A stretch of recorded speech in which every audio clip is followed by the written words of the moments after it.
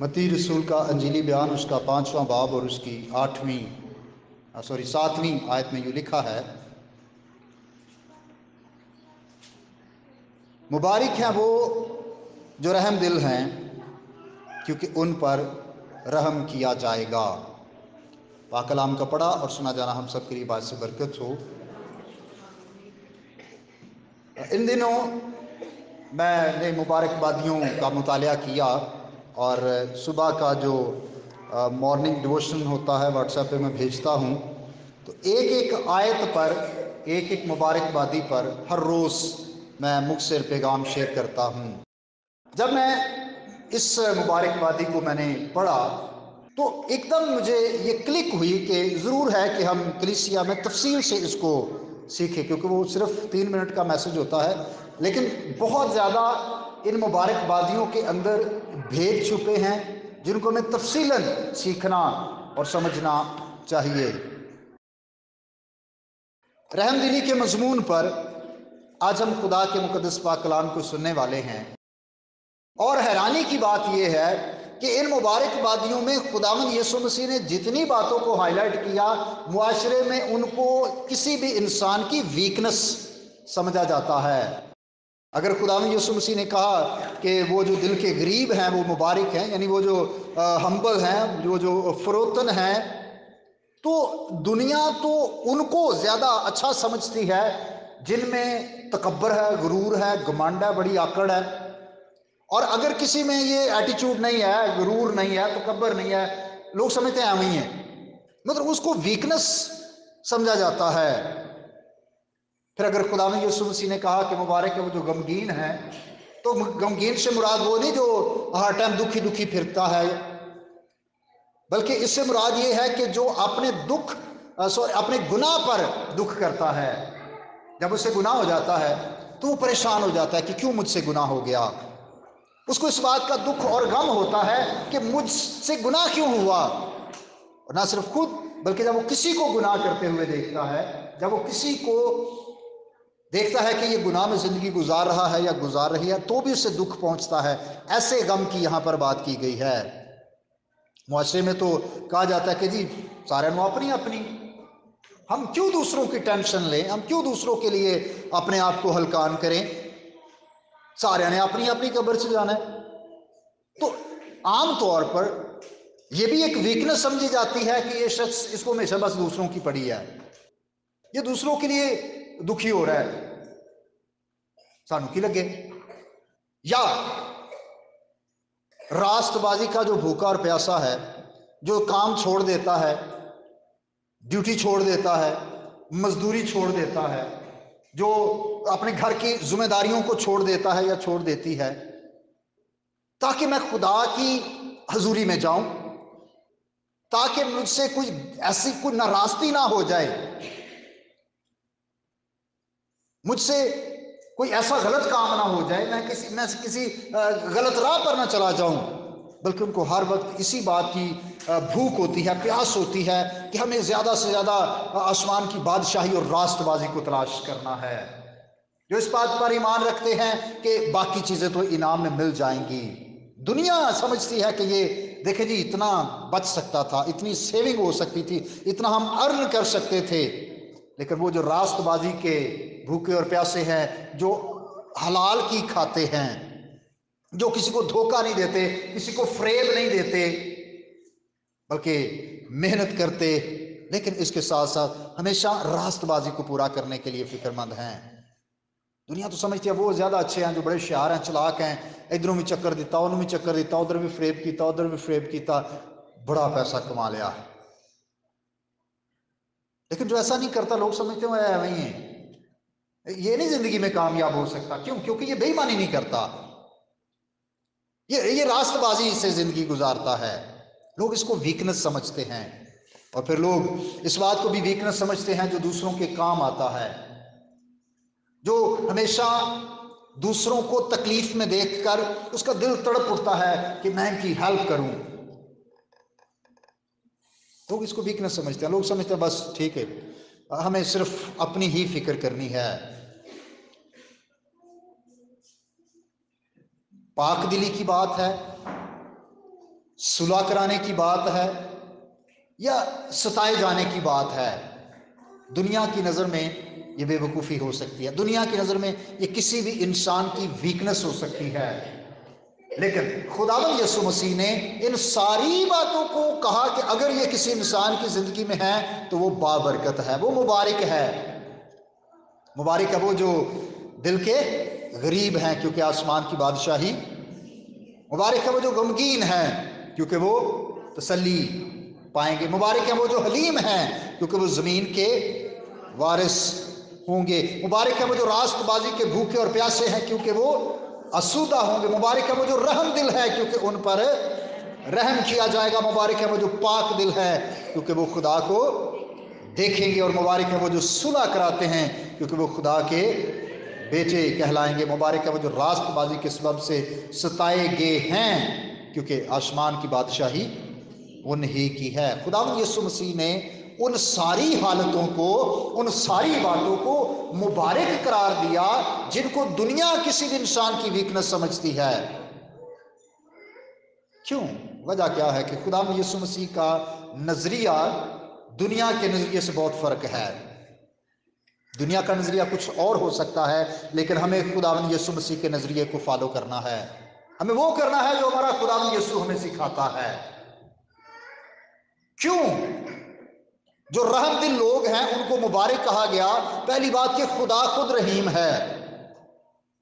खुदा जिसकी हम इबादत करते हैं वो खुद रहीम है, और खुदा की ये सिफ्त, खुदा की ये खूबी कि वो रहीम है, वो करीम है, किताब मुकद्दस बाइबल बार बार हमें बयान करती है। बेशुमार हवाला जाता है बाइबल मुकद्दस के अंदर जहां पर खुदा की इस खूबी को बयान किया गया है कि खुदा रहीम है, नए अहदनामे में भी, पुराने अहदनामे में भी। और एक मशहूर हवाला जो खुदावंद के रहीम व करीम होने के बारे में बहुत ही मशहूर है बाइबल मुकद्दस के अंदर, खरूज की किताब उसके 34वें बाब की 6ठी आयत है। उसमें यूं लिखा है कि और खुदावंद उसके आगे ये पुकारता हुआ गुजरा, खुदावंद खुदावंद खुदाए रहीम और मेहरबान, कहर करने में धीमा और शफकत और वफा में गनी। खुदा रहीम खुदा है, खुदा रहम करने वाला खुदा है। कई दफा बहुत सारे लोगों ने यह सवाल किया भी मुझसे कि देखिए जी, पुराने अहद का तो खुदा काफी सख्त नजर आता है, वो तो फौरन सजा भी दे देता है, उसने तो तूफान बर्पा करके सारी दुनिया को मिटा दिया, उसने तो ऐसी वबाएं और ऐसे ऐसे ऐसे अजाब नाजल किए, आसमान से आग और गंधक बरसाई। वो खुदा जो जंग भी करता है, वो खुदा जो लोगों को हलाक भी करता है, वो खुदा कैसे रहीम हो सकता है? याद रखिए, इन सारी बातों में जहां पर हमें यह नजर आता है कि खुदा सख्त हो गया, इन सारी बातों और हालतों में भी हमें खुदा का रहम नजर आता है। अगर खुदा ने तूफान से सारी दुनिया को हलाक किया तो खुदा का रहम यह नजर आता है कि खुदा ने नूह और उसके घराने को बचा लिया ताकि फिर से नस्ले इंसानी जमीन पर आबाद हो सके। यह खुदा का रहम है। अगर सदूम और अमूरा को खुदा ने तबाह किया तो वहां पर भी खुदा की उससे पहले इब्राहिम के साथ बातचीत हुई, और इब्राहिम ने कहा कि खुदावंद अगर वहां पर 50 रास्तबाज हुए तो क्या तू उसको, उस शहर को फिर भी हलाक कर देगा? खुदा ने कहा नहीं, अगर 50 हों तो फिर मैं छोड़ दूंगा, उन 50 की खातिर सारे शहर पर रहम करूंगा। गुफ्तगू होती रही, 45, 40, 30, 20, 10, खुदा ने कहा 10 भी हों मैं बख्श दूंगा। ये खुदा की रहमत है, ये खुदा की जो सिफ्त है कि वो रहीम है। वो नजर आता है कि खुदा मुआफ करने के लिए तैयार है, खुदा रहम करने के लिए तैयार है, लेकिन अफसोस कि उन लोगों ने गुनाह और बदी इतना ज्यादा किया कि उस गुनाह और बदी का शोर आसमान तक पहुंचा। आप इससे अंदाजा करें कि जब वो लूत के घर पर हमला एक तरह से उन्होंने किया, सारा शहर इकट्ठा होकर आ गया ताकि वहां पर गुनाह करें, खुदा ने उनकी आंखों को बंद कर दिया, अंधे हो गए। अंधे होकर भी सारी रात दरवाजा ढूंढते रहे, अंधे हो गए, अकल फिर भी नहीं आई कि अब भी तौबा कर जाएं। अंधे होकर भी उन्होंने गुनाह और बदी नहीं छोड़ा। समझ आना चाहिए था कि हम सारे का सारा जो ग्रुप है सारे ही अंधे हो गए हैं, तो हमें खुदा से माफी मांगनी चाहिए। लेकिन इसके बावजूद वो गुनाह और बदी करने के लिए तैयार है। तो वहां पर खुदा सख्त दिल हमें नजर आता है। लेकिन उसके बावजूद खुदा का रहम कि खुदा ने लूत को वहां से निकाल लिया। अगर और हम पुराने अहदनामे में देखते चलें तो जहां जहां पर खुदा सख्त नजर आता है वहां पर खुदा रहम दिल भी है। अगर नैनवा की बात करें, खुदा हलाक करने को था, खुदा इरादा कर चुका था, लेकिन खुदा ने कहा कि चूंकि इस शहर के लोगों ने तौबा कर लिया है, उन्होंने अपने गुनाहों और बदियों को छोड़ दिया है, तो फिर मैं क्यों इसको हलाक करूं। हालांकि यूना तो यही चाहता था कि अब भी ये हलाक हो। क्यों, मैंने मुनादी की है ना, तो मेरी बातें ऐसे तो मैं झूठा पड़ जाऊंगा। वो तो बैठा हुआ था यही देखने के लिए कि अब खुदा इस शहर को तबाह करेगा। खुदा ने कद्दू की बेल के जरिए से उसे सिखाया कि मैं किस कदर रहम दिल हूं, कि ये लोग, इनको गुनाह बदी के हवाले से बहुत सारे ऐसे लोग हैं जिनको अपने दाएं और बाएं का नहीं पता। बड़े मासूम लोग हैं यहाँ पर, वो कि यहाँ पर गुनाह और बदी है, लेकिन बहुत सारे ऐसे भी हैं। तो मैं, खुदा कहता है कि मैंने इनको बनाया है, तो मेरा इनके लिए रहम है कि मैंने इनको मुआफ किया है। याद रखिए, ये खुदा की सिफ्त है कि खुदा रहीम है। और भी पुराने अहद में बहुत सारी ऐसी मिसालें हैं, बहुत सारे ऐसे हवाला जात हैं जो दिए जा सकते हैं। लेकिन मुख्य तौर पर मैं चाहता हूं कि हम सबसे पहले इस बात को समझें कि चूंकि हमारा खुदा रहीम है, इसलिए हमारे खुदा यीशु मसीह ये सिखा रहे हैं कि मुबारक है वो जो रहम दिल है। खुदा रहीम है, ये पहली बात है। दूसरी बात, खुदा उनको पसंद करता है जो रहम दिल हैं, जो दूसरों पर रहम करते हैं। ना सिर्फ वो खुद रहीम है, बल्कि वो उन सब लोगों को पसंद करता है जो दूसरों पर रहम करते हैं। और किताब मुकद्दस बाइबल में पुराने अहदनामे और नए अहदनामे दोनों में ये तालीम दी गई है कि हमें दूसरों पर रहम दिल होना है। एक हवाला जो इन दिनों मेरी नज़रों से गुजरा और मैंने देखा कि आज के दौर की ये बहुत बड़ी ज़रूरत बन गई है। अय्यूब की किताब आप मेरे साथ निकालिए पुराने अहदनामे में से, और उसका 6वां बाब, चैप्टर नंबर 6, और उसकी 14वीं आयत है। अय्यूब ये ज़बूर से पहले है, उसका 6वां बाब और 14वीं आयत में यूँ लिखा है, उस पर जो बेदिल होने को है उसके दोस्त की तरफ से मेहरबानी होनी चाहिए। कौन? जो बेदिल है, उस पर उसके दोस्त की तरफ से मेहरबानी होनी चाहिए, बल्कि उस पर भी जो कादर मुतलक का खौफ छोड़ देता है। यहां पर दो ऐसी चीजों का जिक्र है, एक बेदिल हो जाना, स्ट्रेस, फ्रस्ट्रेटेड शख्स जिसको बहुत ज़्यादा टेंशन है, बहुत ज़्यादा वो बेदिल हो चुका है, हिम्मत हार चुका है, नाउम्मीद और मायूस हो चुका है। और दूसरी ऐसी कंडीशन है कि उसने खुदा का खौफ करना छोड़ दिया, खुदा के खौफ को नहीं मानता, गुनाह और बदी में है। क्या समझते हैं? ये दोनों चीज़ें आज के दौर में बहुत आम नहीं है। नाउम्मीदी है, बेदिली है, मायूसी है। लोग अच्छी अच्छी डिग्रीज लेकर घर में बैठे हैं, जॉब नहीं है, वो बेदिल हो चुके हैं।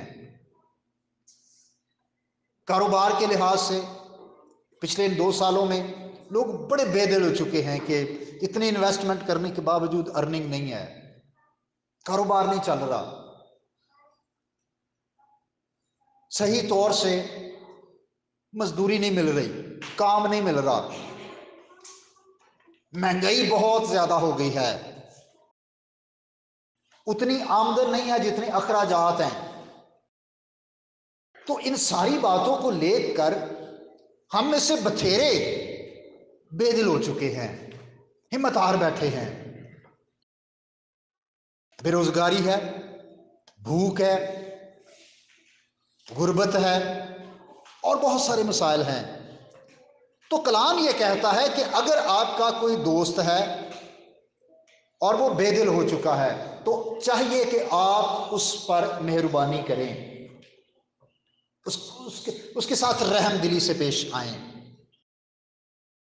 हमारी गुफ्तगू, हमारी बातचीत, हमारी फेलोशिप दूसरों के साथ ऐसी होनी चाहिए कि अगर हम देखते हैं कि हमारा कोई भाई बेदिल है, हमारी कोई बहन बेदिल हो चुकी है, वो मायूस है, नाउमीद हो चुका है, बहुत ज़्यादा टेंशन लेता है, तो हमें उसके साथ मेहरबानी करनी है। अब मेहरबानी हमारी क्या हो सकती है? हम उसको इनकरेज करें, हमारी गुफ्तगू, हमारी बातचीत ऐसी ना हो कि जो उसको और बेदिल कर दे। अगर फ़र्ज़ करें हम किसी के पास बैठे हैं और वो महंगाई का रोना रोते हैं कि महंगाई बहुत है, इतने आमदन है नहीं, अखराजात बहुत ज़्यादा हैं, और अगर हम ऐसे वक्त में उसे ये बता दें कि हाँ ठीक है, लेकिन हमारे खुदा ने वादा किया है कि बब्बर के बच्चे भूखे हो सकते हैं, हाजतमंद हो सकते हैं, लेकिन मेरे तालब किसी के मोहताज भाई फिक्र ना करें, बहन फिक्र ना करें, हमारा खुदा मुहैया करेगा। क्या होगा? उसकी जो बेदिली है वो ख़त्म होगी, उसके अंदर एक उम्मीद पैदा होगी, उसका ईमान बढ़ेगा। लेकिन अगर हम और ऐसी बातें उसे सुनाएंगे कि अजय तो बिजली भी और महंगी होने रही है ना, वो पहली उम्मीद है, हम उसको और एक और ऐसी खबर उसको बताएंगे तो वो और ज़्यादा ना उम्मीद होगा। शायद आप जो कैंट एरिया में, आपको ये एहसास नहीं है कि बिजली कितनी महंगी हो गई है ना। जो सिविल एरिया में रह रहे हैं हम जैसे लोग, हमें पता है। ये एक एग्जाम्पल है जो मैंने आपको दी है। कोई भी भाई, कोई भी बहन, कोई भी खानदान अगर किसी बात को लेकर परेशान है तो आप कलाम में से उनकी हौसला अफजाई करें ताकि उनका ईमान खुदा पर बढ़े, कि वो इस बात पर ईमान रखे कि अगर कुछ भी ना रहे तो भी हमारा खुदा हमें मुहैया करेगा, तो भी हमारा खुदा हमें वो सब कुछ देगा जो हम चाहते हैं। इससे क्या होगा? बेदिली खत्म होगी, लोग टेंशन से निकलेंगे, स्ट्रेस जो लेवल है ये डाउन होगा। सो हमें अपने साथ अपने भाई और बहनों पर मेहरबान होना है, हमें उन पर रहम करना है ताकि लोग इस बेदिली से निकलें, लोग इस नाउमीदी और मायूसी की हालत से निकलें। अगर कोई बेटा है, बेटी है, अच्छा पढ़ा है, जॉब नहीं मिल रही, बेरोजगारी है, हम उसको हौसला दें, कोई बात नहीं, खुदा के घर में देर है अंधेर नहीं, उसका ईमान बढ़ेगा, वो खुदा पर सब्र से आस रखेगा कि चले आज नहीं, महीने बाद, 2 महीने बाद, साल बाद, कभी ना कभी खुदा मुझे जरूर देगा, और खुदा देता है। लेकिन अगर हम उसके सामने नाउमीदी की बात करेंगे, मायूसी की बात करेंगे, वो और ज्यादा परेशान होगा या होगी। सो हमें एक दूसरे को उम्मीद देना, क्योंकि हमारा खुदा उम्मीद का खुदा है। और फिर दूसरी लिखा है कि वो जिसने कादर मुतलक का खौफ छोड़ दिया है। बहुत सारे ऐसे बेटे, बेटियां, भाई और बहनें होते हैं जिनकी जिंदगी में एक वक्त बहुत खुदा का खौफ था, वो खुदा से डरते थे, वो खुदा से प्यार करते थे, वो खुदा की इबादत करने वाले थे, वो कलाम के पढ़ने वाले, वो दुआ करने वाले थे, वो फेलोशिप रखने वाले थे। लेकिन वक्त के साथ साथ अब खुदा का खौफ उनकी जिंदगी से खत्म हो गया, ना इबादत करने का शौक रहा, ना कलाम को पढ़ने का, ना दुआ करने का, ना फेलोशिप रखने का। इसका मतलब वो खुदा का खौफ अब उसने मानना छोड़ दिया है। ऐसों पर भी हमें रहम करना है, हमें मोहब्बत के साथ उनको खुदा के पास लेकर आना है। मुझे एक दफ़ा मौका मिला एक ऐसे शख्स के साथ बातचीत करने का जो उस वक्त भी उसने शराब पी हुई थी, वो बहुत पीता, उस वक्त भी वो उसी हालत में था। मैं उसको अलहदगी में ले गया, मैंने एक पार्क में बैठकर उसके साथ आधा घंटा गुजारा। उसके साथ बातचीत की, उसके साथ गुफ्तगू की, उसे ये बताया कि खुदा आपसे प्यार करता है। और इस सारे वक्त में उसने इस बात का इकरार किया कि हाँ, मेरी ज़िंदगी का कोई मकसद नहीं रहा था, मैं ये गलत कर रहा हूँ। मुझे नहीं पता वो करता या छोड़ दिया, लेकिन उसने माफ़ी मांगी खुदा से और उसने कहा कि मैं ये नहीं करूँगा। मुझे अफसोस है कि मैं फॉलो अप नहीं कर सका उसका इतना। ऐसे लोग जिनकी ज़िंदगी में खुदा का खौफ नहीं है, जिन्होंने खुदा के खौफ को मानना छोड़ दिया है, ज़रूर है कि हम उनके साथ मेहरबानी से पेश आएँ, उन पर रहम करें। वो जो गुनाह में पड़े हुए हैं, जाना रुड़ दियाँ ताई फड़ के लाइए किनारे। खुदा रहीम है, इसलिए खुदा रहम करने वालों को पसंद करता है कि हम अपने इर्द गिर्द बहुत सारे ऐसे लोग जो मुख्तलिफ तरह के मसाइल में हैं, हम हमेशा उन पर रहम करें। खुदा हमें सख्त दिल नहीं बनाता, ये हमने खुद अपने आप को बनाया है। मुमकिन है कभी कभी हमारी ज़िंदगी में ऐसे तल्ख तजर्बात हो जाते हैं कि हम कहते हैं कि ऐसा बड़ा बड़ा करके लोगों ने वेख्या पर नहीं होन नहीं। हो सकता है मेरे साथ ऐसा कई दफ़ा हुआ है, आपके साथ भी हुआ होगा। हम दूसरों पर रहम करते हैं, हमें उतना उसका, हम सोचते हैं कि नहीं, उसका जो रिजल्ट हमें मिला वो अच्छा नहीं है, और हम अब हम किसी पर रहम नहीं करेंगे। क्या खुदा ने ऐसा कभी सोचा है कि मैंने इन पर इतना रहम किया, मैंने इन पर इतना कर्म किया, लेकिन ये फिर भी नाफरमानी करते हैं, ये फिर भी गुनाह करते हैं, लिहाजा अब मैं इन पर रहम नहीं करूंगा? नहीं, खुदा फिर भी रहीम है, और चूंकि खुदा हमेशा हम पर रहीम है, इसलिए ज़रूर है कि ये सिफ्त हमारे अंदर भी हमेशा रहे, क्योंकि खुदा रहम करने वालों को पसंद करता है। सो ऐसे लोग जो बेदिल हो चुके हैं, हमें उन पर मेहरबानी करनी है। वो जो खुदा का खौफ मानना छोड़ गए हैं, ये पुराने अहदनामे की तालीम। नए अहदनामे में हमारे खुदा ने क्या सिखाया? नेक सामरी की जो तमसील है वो हमें इस बात का दर्श देती है कि हमें हमेशा रहम दिल होना है। कहान जो वहां से गुजरा, इंसानी हमदर्दी से मुमकिन है कि उसको भी देखकर उसने कहा हो वही बेचारे थे, कितना जुल्म हुआ है, मुमकिन है उसने कहा, लेकिन दिल सख्त किया नहीं, ठीक है इस पर जुल्म हुआ लेकिन मैं नहीं करूंगा इसकी मदद। लावी जो वहां पर से गुजरा है ना, किसी भी इंसान को जख्मी हालत में देखकर उसका खून बह रहा हो, बेहोश हो, तो कुदरती तौर पर हर इंसान के दिल में आता हो कितना जुल्म हुआ है, लेकिन दिल सख्त किया, नहीं मैं नहीं आगे बढ़ूंगा। सामरी ने देखा, उसका दिल रहम से भर गया, उसने कहा मुझे इसकी मदद करनी चाहिए। वो कि मजहबी एतबार से वो एक दूसरे के साथ बातचीत भी नहीं करते थे, खाना भी नहीं खाते थे, कोई मेलजोल नहीं रखते थे। ये यहूदी था, वो सामरी था, और उसको ये भी पता था कि ये हमसे बड़ी नफरत करते हैं। ये नहीं कि वो उससे नफरत करता था, उसको पता था कि ये हमसे बड़ी नफरत करते हैं। ये बिल्कुल फर्क बात है। एक तो ना कि अगर मैं किसी से नफरत करता और मैं कहूं कि वो एक अलग बात है, लेकिन जब मुझे पता हो कि ये मुझसे नफरत करता है और मुझे इसी की मदद करनी है, ये ज्यादा मुश्किल बात है। आपका दिल सख्त हो सकता है, ये आजमाइश आ सकती है कि ये तो हमसे इतनी नफरत करते हैं कि मैं क्यों करा मदद दे दी, लेकिन उसके अंदर रहम, और खुदावंद यीशु मसीह ने उसकी तारीफ की है। और आज भी खुदावंद यीशु मसीह की बेशुमार तमासील में से ये एक मशहूर मारूफ तमसील है जो अक्सर पेश की जाती है। वहां पर हमें क्या नजर आता है कि जब किसी को मुसीबत में देखते हैं, किसी को तकलीफ में देखते हैं, हमें दिल को सख्त नहीं करना, हमें हमेशा दूसरों पर रहम दिल होना है। इसके साथ ही हमारे खुदावंद यीशु मसीह मत्ती की इंजील के 25वें बाब में हमें सिखाते हैं कि जब इब्ने आदम अपने जलाल में फरिश्तों के साथ आएगा, कौमें, कबीले, उम्मतें उसके सामने होंगे, जब वो इंसाफ करेगा, उसमें वो क्या करेगा? दो कैटेगरीज में लोग डिवाइड हो जाएंगे। एक वो जो रास्तबाज हैं, उनको भेड़ों से तशबीह दी गई, वो जो नारास्त हैं, बदकार हैं, उनको बकरियों से तशबीह दी गई, वो बाएं हाथ पर होंगे। दाएं हाथ वालों को खुदावंद क्या कहेगा? मैं तुम्हारे घर में आया, मैं भूखा था, तुमने मुझे क्या किया?